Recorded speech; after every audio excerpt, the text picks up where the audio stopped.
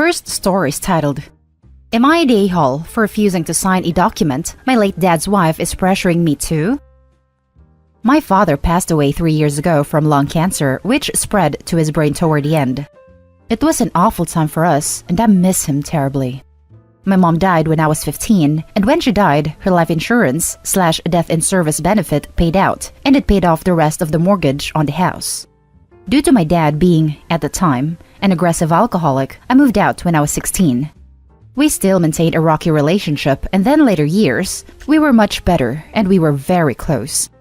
I loved him so much despite the bad stuff. A couple years later, he met his girlfriend. Eventually, they got married around 2015. I never totally got on with her, nothing in common, and hard to relate with. But my dad was happy, and we had a polite relationship, as I wanted my dad to have a companion. I've never considered her a stepmom. Anyway, after he died, I found out that his will had been changed 2 weeks before he passed, whilst he had a large brain tumor. Without my knowledge, I am one of the executors, so quite surprised I wasn't told, which meant the sale of my parents' home would go from being split 3 ways, to her getting half and my brother and I the other half to split. We were not happy with how this went down, but we have to accept the change to the will and moved on. She has now decided she wants to sell because she wants to move. She mentioned she wanted to get some work done on the house to increase the sale price, and I emailed her saying not to spend much as it wasn't worth it and it was unnecessary. She invited me over a few weeks ago to see the work and to give me some documents. When I got home, I looked at the document she wanted me to sign, agreeing to deduct nearly £16,000 from the sale of the house to pay herself back for the work. Some of it was done ages ago, and clearly for her living comfort, and other paperwork only gave quotes for work, not actual receipts or invoices. The terms of the will are that she could live there until her death, but she is responsible for the upkeep and maintenance as well as bills. She has lived there for 14 years rent-free with my dad, and 3 years without him. My friends, family, and I think is an absolute piss take to ask us for this money, considering it is our family home, which not only did both of our parents have to die for her to get, but is our only inheritance from our parents. She is now pressuring me to agree to this, and I am not happy I am being bullied by her to sign. She wrote the document, not a solicitor, and no solicitor has been involved from her end about this. She has now told me she will withdraw the property from the market if I don't agree. Which honestly, even though I am struggling financially and need to pay off debt, I don't care about, because if she lived there until she died, then the house will just go to me and my brother, and her adult kids won't benefit from my parents. So, am I the a-hole for protecting what's left of mine and my brother's inheritance? Edit. Thank you all for your advice and help. It's been very reassuring for me. I'm speaking to Legal Assistance Friday. Now for the top comments. Not the a-hole. Don't sign that. She wants to take advantage of you. Exactly. My husband is absolutely adamant that I don't let her bully me. I just suck with confrontation, and she's blackmailing me now. Edit. The blackmail is more of the threat of saying, if you don't sign it, I won't sell. Which, to be honest, is ridiculous. But maybe blackmail isn't the right word. I got the email yesterday saying that, and I was furious. I'd take it a step further and contest the will. You can probably change it back to the original agreement, considering your father's brain tumor. I'm sorry for your loss, by the way. This can't be easy on top of it all. But I'm not a lawyer. I did see a solicitor at a time when we realized the will had been changed, and was told it was a waste of time. I'm starting to think I should get a different opinion, but I can't afford a big legal battle. Not the a-hole. She is being shady. I would contact the solicitor if your father changed his will 2 weeks before his death with a brain tumor. It could be contested. I tried in the beginning and was told it was very difficult to contest the will, and as I was grieving and in a bad place at the time, so I just buried my head in the sand. She has made everything difficult since, and even blocked my access to the house. It's been hell. Now for the next story. Am I the a-hole for not giving my child's survivor's benefit to my stepchildren?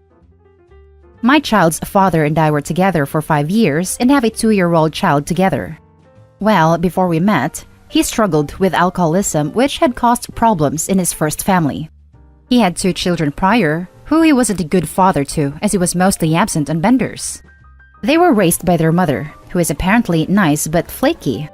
By the time I met him, those kids were both over 18, and he had had years of recovery, so it was hard for me to judge.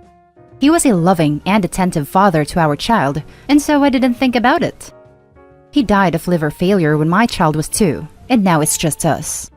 He had nothing but a medical debt, which I didn't inherit thankfully as we weren't married, so all my child has is survivor's benefits until they are 18.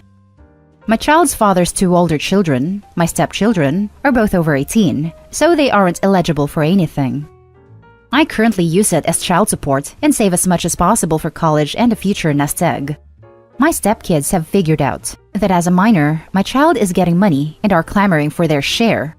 They are claiming that since it's the only inheritance, it should be split equally among all 3 of his children, not just all for the one who was the lucky age. They also say that because he was absent and bad for them, they deserve his money. It isn't more anyway.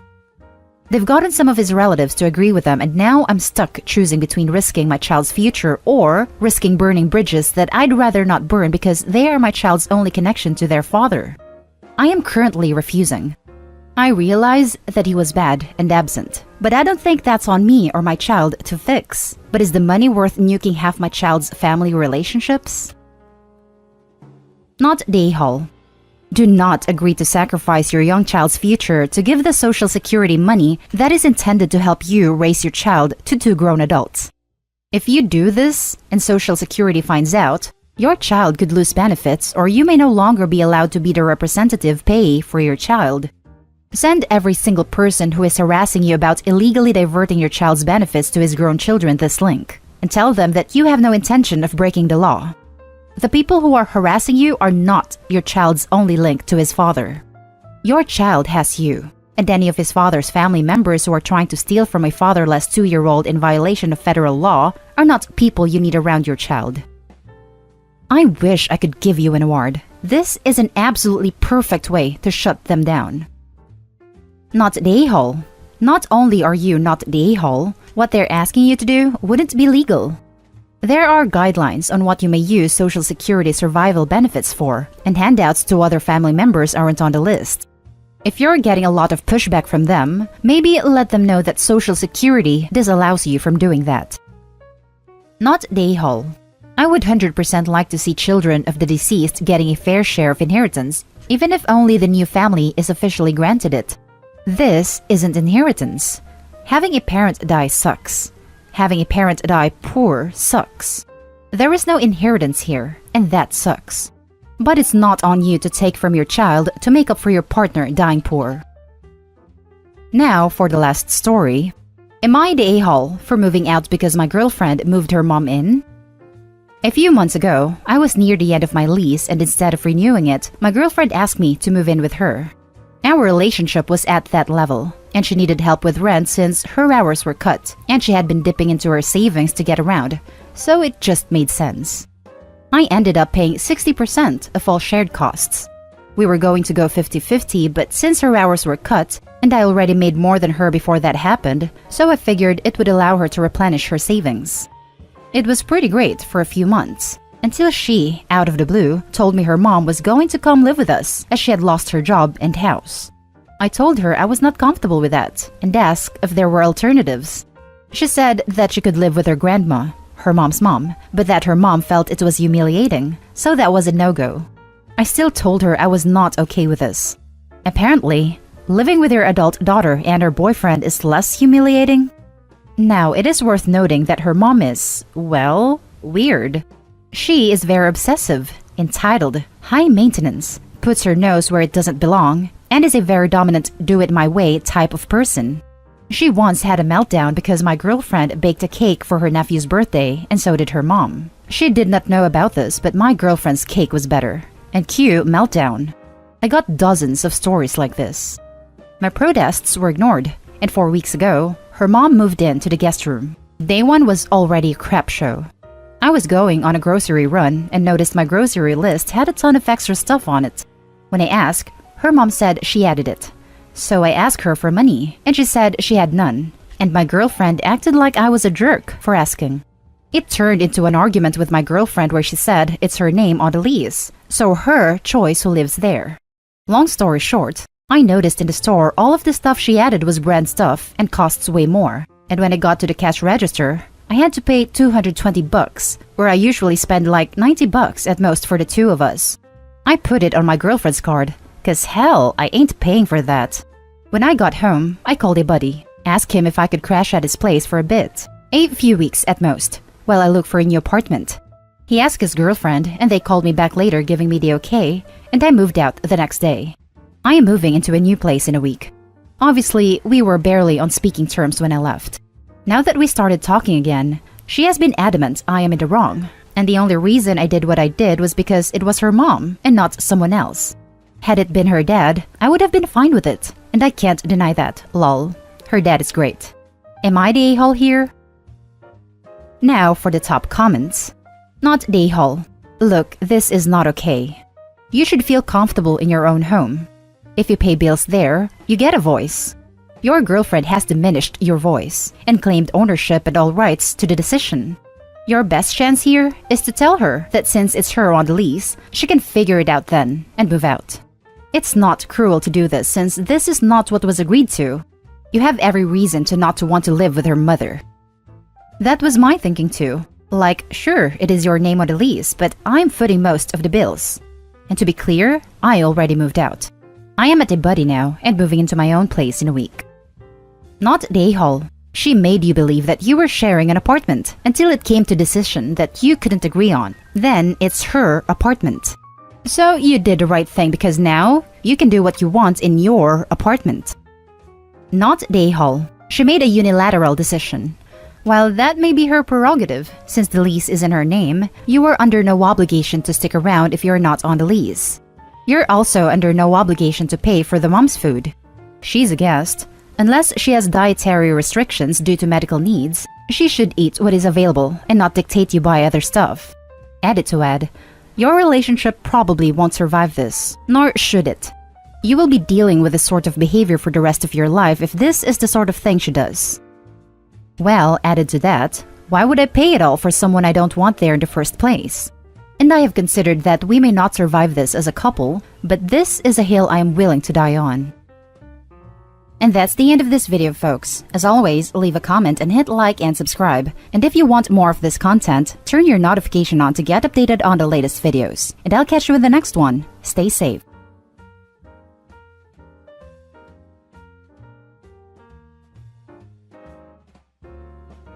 Am I the a-hole for telling my stepmom I'm not donating blood to her husband?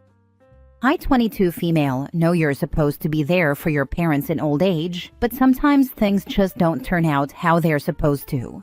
I wish it were better, but it's not, and that's just how life is. My dad, 46 male, has been dealing with leukemia for a while. When he was younger, he had problems with his health. My dad and I stopped having a relationship because of his divorce from my mom. I guess he woke up one day and decided he didn't have to be a father. If my siblings and I wanted to go to his house to spend time with him, he would tell us he was spending time with his real family. Mind you, we were kids, and our own father said this. I was honestly glad he left, because he's an abusive and manipulative man who always wants his way. Every woman he's been with was abused. After the divorce, we heard nothing from him. I had to beg him to step up, but as I got older, I stopped expecting him to be there for me. People love to start fresh. My dad has a 2-year-old daughter that I don't see much of. He got into a relationship with his affair partner, but they ended up parting ways. That's when he met Stacy, but from what he told me, he had already known Stacy while he was still married to my mom. He was cheating on my mom with many women. I recognized that there was no point in having a real relationship with him. They were happy with their life. Since my dad is in the hospital, that means he can't provide much, so Stacy is struggling to pay the bills and buy groceries for her daughter. Stacy called me for a big favor, and it was something hard to answer. She asked if I could donate my blood because my dad and I might be a match, and possibly even get a bone marrow transplant. It was a very big favor to ask out of the blue. I felt obligated to give a truthful answer, right? That's what I did. I told her no, and that she would have to find another option. I think that's what triggered her to call me an a-hole. It was a heavy moment. She was crying and yelling at me, and I couldn't get a word out. Am I the a-hole? Now for the top comments. Answer: I might consider donating to family, but as your husband has stated, I'm not his family. Not the a-hole. This right here, I was coming to give that exact same answer. You haven't been a priority for a long time, and he himself said that you weren't family. The end. Not the a-hole. This is called consequences of your own actions. Not the a-hole. She wouldn't have reached out to you if your dad wasn't sick. He made his bed with her, and now the both of them can lay in it. I wouldn't feel guilty at all telling them no. Not the a-hole. It's clear your father gaslighted you and your siblings. He made the decision to break things off, and now he has to deal with the consequences.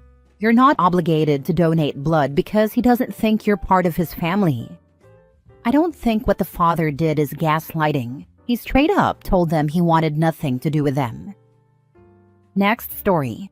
Am I the a-hole for standing up for my mom against my dad and saying he has no right blaming her for making sure her kids are okay when my half-sibling could die and my step-siblings are suffering? 4 years ago, my parents broke up because my dad cheated and got another woman pregnant. Dad moved in with his mistress and her kids, and mom moved out of the family house into something she could better afford to maintain with 3 kids. My dad and his mistress had some rough stuff going on. My half-brother was born with multiple complications, and he was in the NICU for months. He requires all this specialized care. My parents divorced during the NICU stuff, and it was pretty tense. My dad hated that mom didn't pause the divorce so he could focus on bigger things. Because of the affair and everything, I, 16 female, have been pretty mad at my dad. I feel let down by him and ashamed of him. I never cared much about bonding with the mistress, now his wife, my step-siblings, or my half-brother. I went to his house every other week while I was ordered to, and then every other weekend when mom was able to get his time with me reduced. Dad's house struggles because of my half-brother's needs, and my dad tried to get out of child support because of it, but the court still made him pay, though he got it reduced a little. Life at mom's is way better because of all that, and it shows even more for my siblings, 14 and 13, because they're in the same grade as 2 of our step-siblings, and things get compared. That's been a bigger issue lately. My dad can't afford to pay for things like field trips or other activities, but my mom can, so my siblings and I still get to do those things. And because we're at dad's house less, he can't stop it. But 2 of his stepkids know when my siblings can do things that they can't. And dad had asked mom to let him stop paying child support for a while because of a surgery my half-brother needed. And he wanted my mom to cover the cost of the field trips for my step-siblings so they could go too, and wouldn't feel bad knowing we got to do those things. He said that if mom couldn't do that, then he wanted her to not let us go either. I think this talk happened in September. And since then, there have been a few experiences my siblings got to do that my step-siblings didn't. Mom refused to stop providing for us, but she also refused to cover expenses for our step-siblings. Then in November, my half-brother was brought to the hospital, and he still hasn't come out. My step-siblings were worried and depressed about it, and they were being teased at school for missing out on things with the rest of their class. So my dad went to mom for help again, and she said no again. My half-brother's grandparents were visiting and asked my dad and his wife to take the weekend off from being at the hospital, so they stayed home. It was our weekend at dad's, so we were there, and my dad was complaining to his wife about my mom, how petty, selfish, and evil she was for taking the affair out on my step-siblings. He said my half-brother could die this time, and she still couldn't do a single thing to help with the steps suffering, even though it wouldn't be anything huge. His wife called my mom something nasty in response and basically said, "F your mom." My dad said he found it hard to remember what he saw in mom because she was so evil and cruel. I listened to them for about 10 minutes before confronting my dad and calling him out on what he said. I stood up for my mom and told him he had no right to blame her for making sure her kids were okay, taken care of, and had what they needed and even wanted. I reminded him that my mom only has 3 kids, and that his stepkids and his son are nothing to her. It doesn't matter if the steps are suffering or if my half-brother could die. They're not her responsibility. I told him if he didn't like that, then he shouldn't have cheated. My dad got really angry and we argued for about an hour. His wife was trying to argue, but she was ignored completely. Then her youngest from before dad, who's like 7 or 8, started crying, so she went to check on her kids. But my dad and I really got into it. He told me I picked a freaking awful time to try and make him feel like crap. He asked if I didn't see how serious this was. He said my concern should be for my half-brother, not my mom right now, but my siblings and I don't seem to care if he lives or dies. He said our step-siblings care, but we don't. Then he told me that defending my mom while he's in pain is wrong, and fighting him on her behalf just proves what a child I still am. My siblings and I went back to mom's early because of the fight. Am I the a-hole? Your father is a monumental a-hole and a POS, and an idiot. He fooled around and wants to act victim because he is finding out the consequences of his cuntish behavior.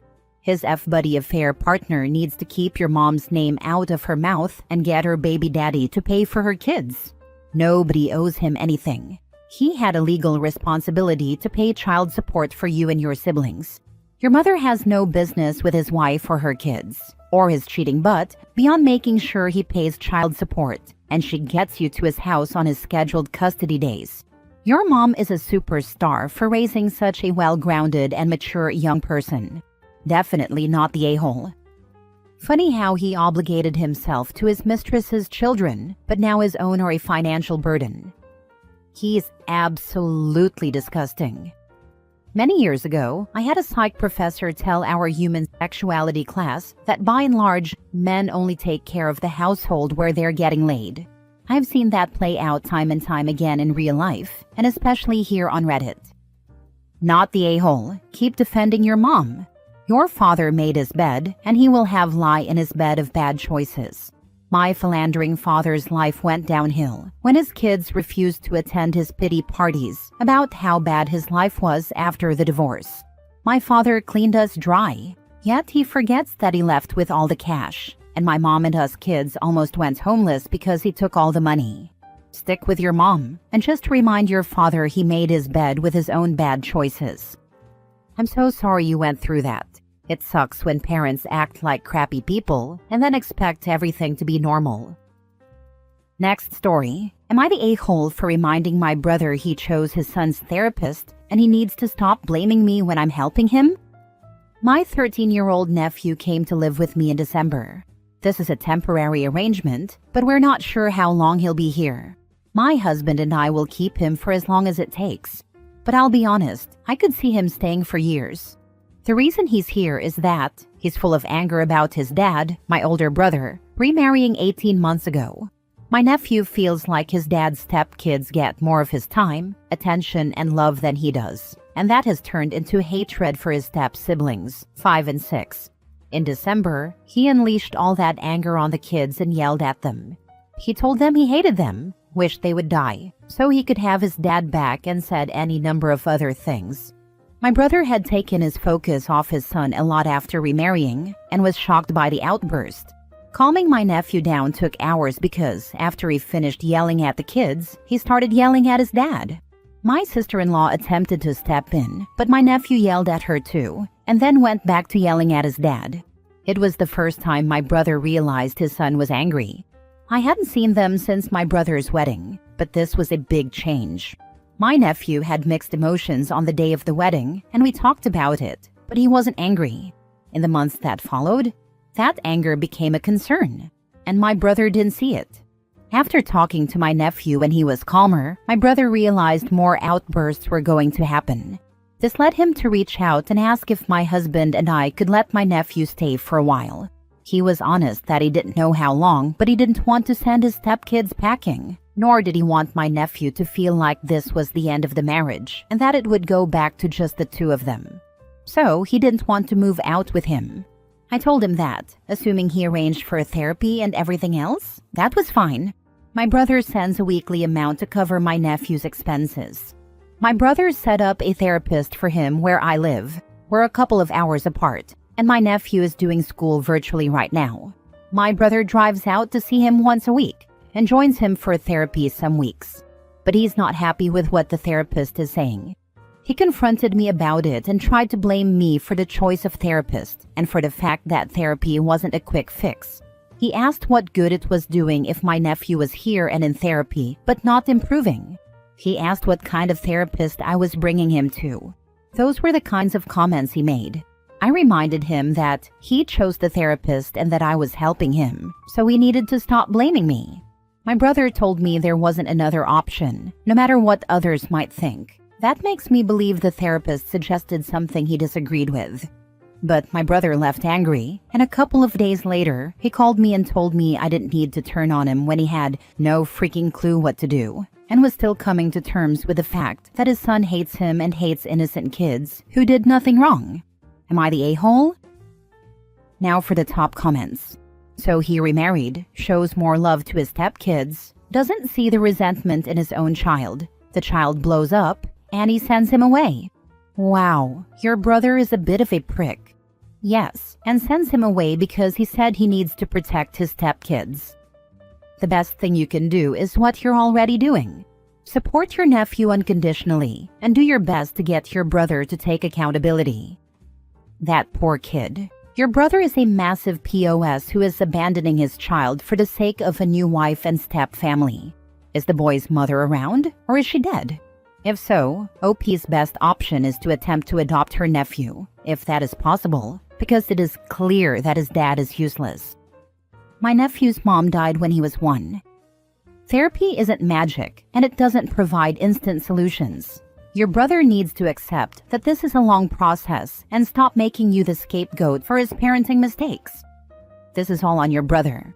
He chose his D over actually communicating with his child. It's actually kind of worse than that, because he has presented it as needing to protect his stepkids from my nephew turning on them more. So it's more of my nephew hearing him putting them first. Last story. Am I the a-hole for asking my dad why his new stepkid's safety is my problem? My dad, male 47, got married to Deb, female 40, a few months ago. I, male 17, live with my grandparents, just like my dad did before he moved in with Deb and her kids, male 15, female 11, female 10, and male 7. I didn't move with my dad because I didn't want to uproot my life again, which we did a lot after my mom died, and I didn't want to deal with the headache that is Deb's oldest son.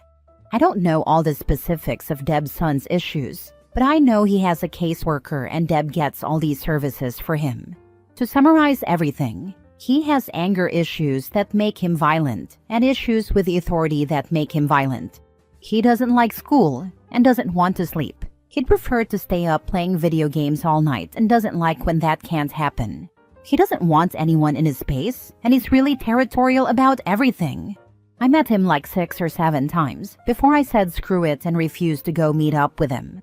He basically terrorizes his younger siblings and his mom. My dad's being terrorized now too. Ever since the wedding, my dad has tried talking me into moving in with them. I told him no way. He asked me why I didn't want to live with him, and I told him I wasn't dealing with Deb's mess of a family. He said they're our family now too, and I told him they're his.